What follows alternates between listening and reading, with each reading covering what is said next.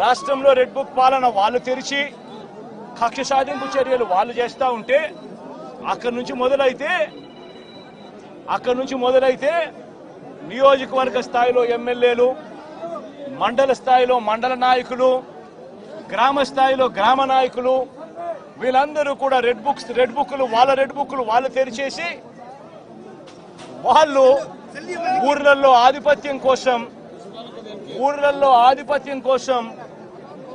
ఏ రకంగా వ్యవస్థలను భ్రష్టుపట్టిస్తూ పోలీసులను నిస్తేదం చేస్తూ పోలీసుల సమక్షంలోనే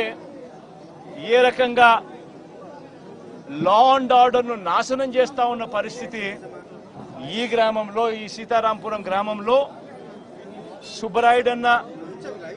కుటుంబానికి జరిగిన అన్యాయం ఒకసారి గమనిస్తే ఇక్కడే కనిపిస్తుంది.